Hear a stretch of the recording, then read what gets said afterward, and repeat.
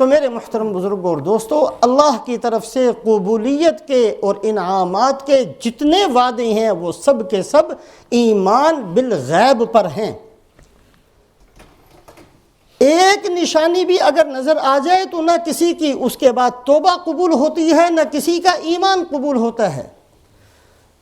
نزا کا وقت آ جائے اور اس وقت جب فرشتے نظر آنے شروع ہو جاتے ہیں، بندہ جتنی چاہے توبہ کرتے رہے، اس وقت نہیں قبول ہونی، اس لیے کہ وَلَا يَنْفَعُ نَفْسًا إِيمَانُهَا لَمْ تَكُنْ آمَنَتْ مِنْ قَبْلُ وَكَسَبَتْ فِي إِيمَانِهَا خَيْرًا۔ اللہ کے قرآن کا یہ فیصلہ ہے کہ جتنے وعدے ہیں وہ ایمان بالغیب کے ساتھ ہیں۔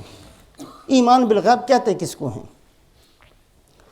عام طور پر ہمارے ذہن میں صرف یہ ہے کہ جنت اور مرنے کے بعد کی جتنی چیزیں ہیں وہ صرف ایمان بالغیب کے ساتھ تعلق رکھتی ہیں۔ نہیں، ایمان بالغیب بڑا وسیع قسم کا ایک جملہ ہے اور بہت ساری چیزیں اس کے اندر داخل اور شامل ہیں۔ موٹی موٹی 4 چیزیں اس کے اندر شامل ہیں، 4 چیزیں ایمان بالغیب کا حصہ ہیں۔ ان چاروں میں سے کسی ایک چیز میں کمی ہوئی تو ایمان بالغیب ناقص ہے۔ ایک چیز رسول پاک علیہ السلام نے یا اللہ کے قرآن نے جتنے گزشتہ واقعات بیان فرمائے ہیں ان پر پورا ایمان لانا اور اس سے عبرت حاصل کرنا، یہ ایمان بالغیب کا حصہ ہے۔ آپ صلی اللہ علیہ وسلم نے فرمایا قوم نوح کو اس گناہ کی وجہ سے تباہ و برباد کر دیا گیا۔ اس کو ماننا کہ واقعی قوم نوح اس گناہ کی مرتکب تھی، یہ جرم انہوں نے کیا تھا اور اس کی وجہ سے ان کے اوپر عذاب آیا تھا، ہم نے اس گناہ کے قریب نہیں جانا ہے۔ قوم شعیب کو ناپ اور تول میں کمی کرنے کی وجہ سے تباہ و برباد کر دیا گیا۔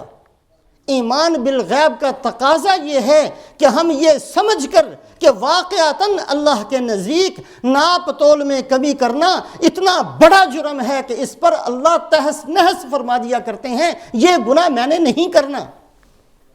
یہ ایمان بالغیب کے لیے ضروری ہے۔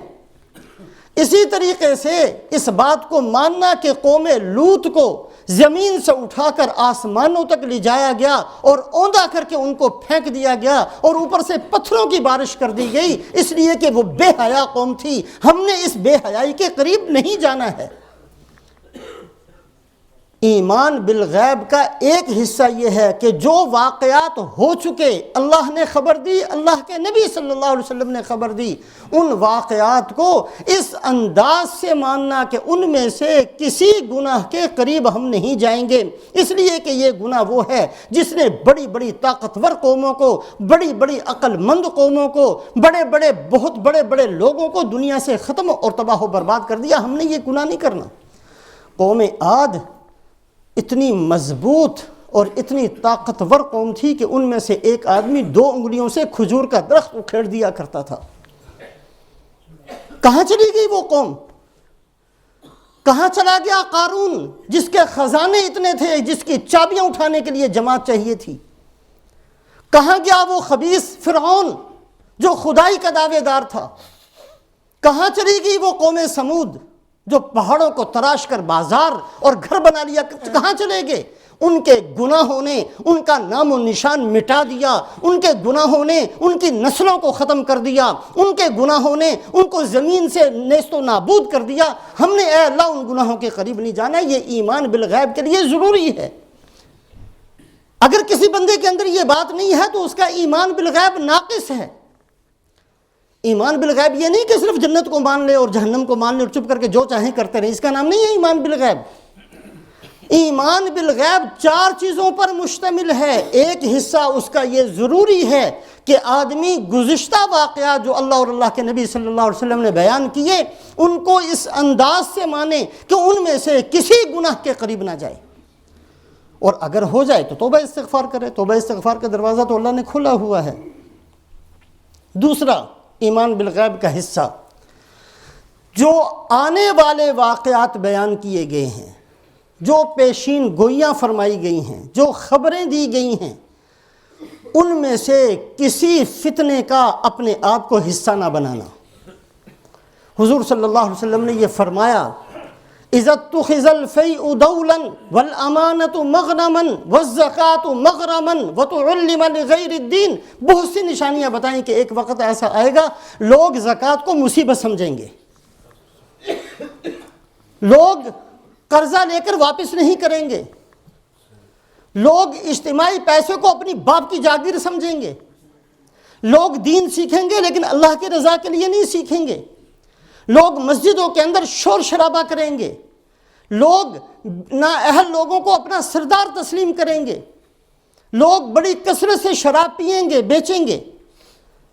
یہ ساری نشانیاں جو اللہ کے نبی صلی اللہ علیہ وسلم نے بتائیں، ایمان بالغیب کا تقاضا یہ ہے کہ ان کو حق سمجھیں اور ان میں سے کسی کے قریب نہ جائیں.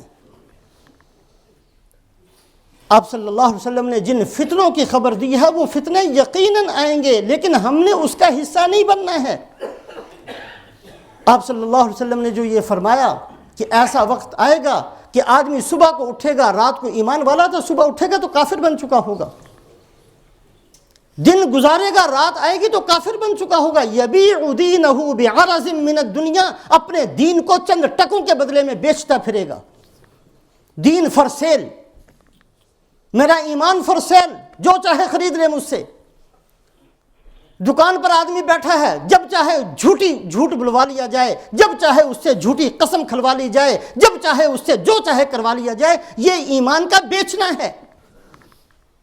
یہ ایمان بالغیب کا تقاضا یہ ہے. اللہ کے نبی حضرت محمد صلی اللہ علیہ وسلم نے آنے کی جو خبریں دی ہیں، یہ ہوگا، یہ ہوگا، یہ ہوگا، یہ ہوگا، ان میں سے کسی کا اپنے آپ کو حصہ نہ بنانا.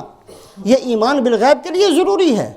طوبى لعبد جعلہ اللہ مفتاحا للخیر ومغلاقا للشر. آپ صلی اللہ علیہ وسلم نے فرمایا بڑا خوش نصیب ہے وہ آدمی جس کو اللہ خیر کے لیے بطور چابی کے استعمال کر لے. چابی سے تالا کھلتا ہے، اللہ اس کو ایسا بنا دیں کہ اس کی وجہ سے خیر کے دروازے کھلیں، اس کی وجہ سے کسی کو نیکی کی توفیق مل جائے، اس کی وجہ سے کسی کی نماز درست ہو جائے، اس کی وجہ سے کسی کا ایمان بن جائے، اس کی وجہ سے کوئی حج کرنے والا بن جائے، اس کی وجہ سے کوئی بیٹا اپنے ماں باپ کا فرما بردار بن جائے، اس کی وجہ سے کوئی خامند اپنی بیوی کے اوپر ظلم کرنا چھوڑ دے، اس کی وجہ سے کوئی عورت اپنے خامند کی فرما بردار بن جائے، اس کی وجہ سے ایک پڑوسی دوسرے پڑوسی کو تنگ کرنا چھوڑ دے. طوبى لعبد جعلہ اللہ مفتاحا للخیر. بڑا خوش نصیب ہے وہ آدمی جس کو اللہ خیر کی چابی بنا لے. وویل لعبد جعلہ اللہ مفتاحا للشر ومغلاقا للخیر. ہلاکت، بربادی ہو اس آدمی کے لیے. اللہ کے نبی صلی اللہ علیہ وسلم کے کلمات ہیں جس کو اللہ پاک اس کو شر کے لیے، مصیبت کے لیے چابی کے طور پر استعمال کریں. ایسا بد نصیب آدمی، اس کی وجہ سے شر ہی شر پھیلتا ہو، اس کی وجہ سے لڑائیاں دنیا میں ہوتی ہوں، اس کی وجہ سے لوگ دین سے دور ہوتے ہوں، اس کی وجہ سے کوئی نماز چھوڑتا ہو، اس کی وجہ سے کوئی صدقہ خیرات چھوڑتا ہو، اس کی وجہ سے دنیا کے اندر بگاڑ آتا ہو. بڑی ہلاکت ہے اس بندے کے لیے. اللہ کے نبی صلی اللہ علیہ وسلم کے کلمات. ایمان بالغیب کا ایک حصہ یہ ہے کہ آدمی جو گزشتہ واقعات بتائے گئے ان میں سے کسی گناہ کے قریب نہ جائے. اس بات پر یقین رکھے قوم عاد بڑی طاقتور تھی، اس گناہ کی وجہ سے ختم ہوئی. قوم لوط بہت زیادہ کثرت کے ساتھ تھی، اس گناہ کی وجہ سے ختم ہوئی. ان گناہوں کے قریب ہم نے نہیں جانا. اللہ کے نبی صلی اللہ علیہ وسلم نے جو پیشین گوئیاں دی ہیں ان میں سے کبھی بھی کسی فتنے کا سبب نہیں بننا. ایمان بالغیب کا تقاضا. دو چیزیں. تیسری چیز، نزا سے لے کر جنت یا جہنم تک کے جتنے مناظر ہیں اس کو حق سمجھنا، اس میں سے کسی کے بارے میں شک نہ کرنا. جو اللہ نے فرما دیا، جو اللہ کے رسول صلی اللہ علیہ وسلم نے فرما دیا اس کو حق سمجھنا.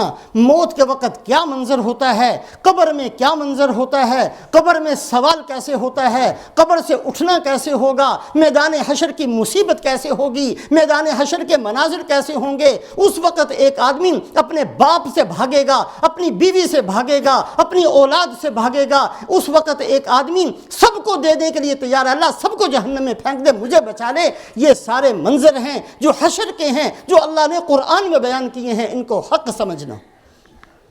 ان کو حق سمجھنا، یہ ایمان بالغیب کے لیے ضروری ہے۔ تیسرا حصہ ایمان بالغیب کے لیے ضروری ہے کہ ان چیزوں پر یقین رکھنا۔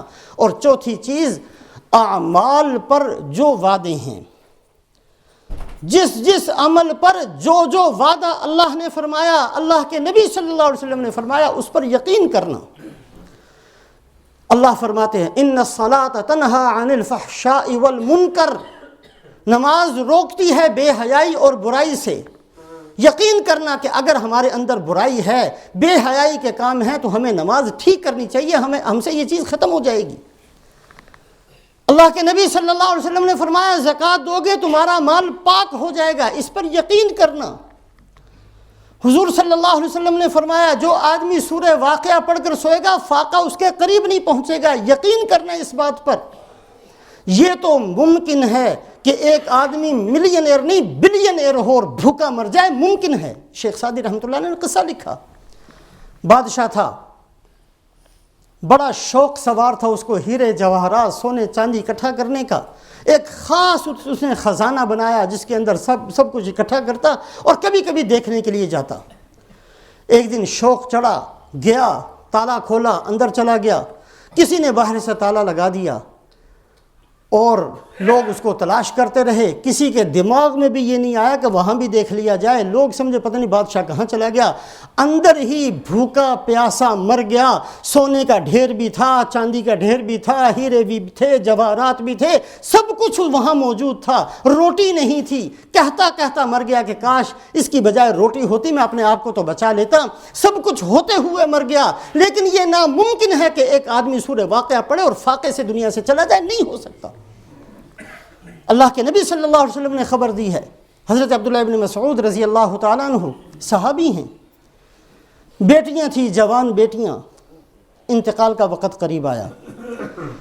حضرت عثمان رضی اللہ تعالیٰ عنہ کو اللہ نے سخاوت کا بہت مادہ دیا تھا، بڑے سخی تھے۔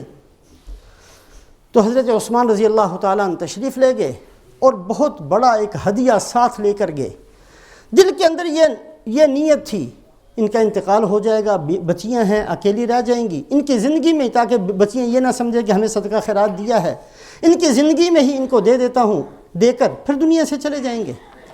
بہت بڑا نذرانہ ہدیہ، بہت بڑی رقم لے کر چلے گئے، تیمارداری بھی کی اور کہا یہ تھوڑا سا ہدیہ ہے، اس کو قبول فرمائیں۔ حضرت عبداللہ ابن مسعود سمجھ گئے، صحابی تھے، کہا میرے بھائی عثمان شاید آپ اس نیت سے لے کر آئے ہو کہ میں اب دنیا چھوڑ کر جا رہا ہوں، میرے پلے کچھ نہیں ہے، میری بچیاں ہیں، شاید ان کے اوپر گرا نہ گزرے اور ان کو کسی مصیبت کا سامنا نہ کرنا پڑے، اس لیے آپ لے کر آئے ہو۔ اب یہ جھوٹ تو تھا نہیں۔ حضرت عثمان رضی اللہ تعالیٰ نے سکوت فرمایا، خاموش ہو گئے۔ فرمایا اے میرے بھائی عثمان، میں نے اپنی بچیوں کو سورہ واقعہ یاد کروا دی ہے، میں نے اپنی ہر بچی کو سورہ واقعہ یاد کروائی ہوئی ہے، مجھے یہ خوف نہیں ہے کہ میری کوئی بچی بھوکی مر جائے گی۔ اللہ کے نبی صلی اللہ علیہ وسلم نے بتایا کہ جو آدمی سورہ واقعہ پڑھے گا فاقہ اس کو نہیں پہنچے گا۔ ایمان بالغیب کے لیے ضروری ہے کہ اعمال پر جتنے وعدے ہیں ان پر پورا یقین ہو۔ رسول پاک علیہ الصلاۃ والسلام نے جو نماز کے اندر ہم صفیں سیدھی کرتے ہیں، صفیں سیدھی کر لی جائیں بھائی، یہ جو کہا جاتا ہے، آپ نے فرمایا نماز کے اندر صفوں کو سیدھا رکھو، وَلَا تَخْتَلِفُوا فَتَخْتَلِفَ قُلُوبُكُمْ، صفوں کو ٹیڑھا کرو گے تمہارے دل ٹیڑھے ہو جائیں گے۔ آج ہمارے دل کیوں ٹیڑھے ہیں کہ ہمارے نزدیک صفوں کو سیدھا کرنا کوئی مسئلہ نہیں ہے، کوئی جہاں دل کیا کھڑے ہو گئے۔ اللہ کے نبی صلی اللہ علیہ وسلم نے جس عمل پر جو وعدہ فرمایا، زمین اپنی جگہ چھوڑ سکتی ہے، آسمان نیچے آ سکتا ہے، نظام کائنات بدل سکتا ہے، اللہ کے نبی صلی اللہ علیہ وسلم کی بات نہیں بدل سکتی۔ صادق الامین، صادق الصدوق رسول پاک علیہ الصلاۃ والسلام کی صفات ہیں۔ آپ سچے ہیں، سب سے زیادہ سچے ہیں، جو فرمایا جو وعدہ کیا وہ حق ہے۔ ایمان بالغیب کی ان 4 چیزوں کو سامنے رکھنا، ان میں سے کسی میں بھی کمی ہے تو ایمان بالغیب ناقص ہے، پورا نہیں ہے۔ ذالک الکتاب لا ریب فیہ ھدی للمتقین الذین یؤمنون بالغیب. اللہ نے قرآن شروع کیا یہاں سے، الذین یؤمنون بالغیب. ایمان بالغیب کے لیے یہ چاروں چیزیں ضروری ہیں. جو واقعات بتائے ہیں ان کو سچا سمجھنا، ان گناہوں سے بچنا. جو آپ صلی اللہ علیہ وسلم نے فتنوں کی خبر دی ہے ان کو سچا سمجھنا، اس کا حصہ نہ بننا. رسول پاک علیہ الصلاۃ والسلام نے جو مرنے سے لے کر حشر تک، جنت تک جتنے مناظر بیان کیے ہیں ان پر یقین کرنا، ان کو اپنے سامنے سمجھنا، اور اعمال پر جتنے وعدے کیے ہیں ان کو سچا سمجھنا اور ان پر یقین کرتے ہوئے اپنی زندگی کے اندر اعمال کو لے کر آنا. اللہ پاک ہم سب کو نصیب فرمائے. ایمان بالغیب بغیر محنت کے، بغیر مشق کے، بغیر دعاؤں کے نہیں ملا کرتا. اللہ ہمیں توفیق دے کہ ہم اس کو بھی اپنی ضرورت سمجھیں. جیسے آج ہم نے ضرورت سمجھ لی، میرے پاس مکان ہونا چاہیے، ہر بندہ سمجھتا ہے. میرے پاس کپڑے ہونے چاہیے، ہر آدمی اس کی ضرورت کو محسوس کرتا ہے. ہر آدمی، جوان آدمی ضرورت محسوس کرتا ہے کہ میری شادی ہونی چاہیے. اسی طریقے سے ہر آدمی، ہر ایمان والا، ہر لا الہ الا اللہ محمد الرسول اللہ پڑھنے والا اس کو ضروری سمجھے کہ میں نے ایمان بالغیب کو حاصل کرنا ہے. اس کے لیے دعائیں کی جائیں، اس کے لیے کوشش کی جائے، اس کے لیے محنت کی جائے. اللہ مجھے بھی توفیق نصیب فرمائے، آپ حضرات کو.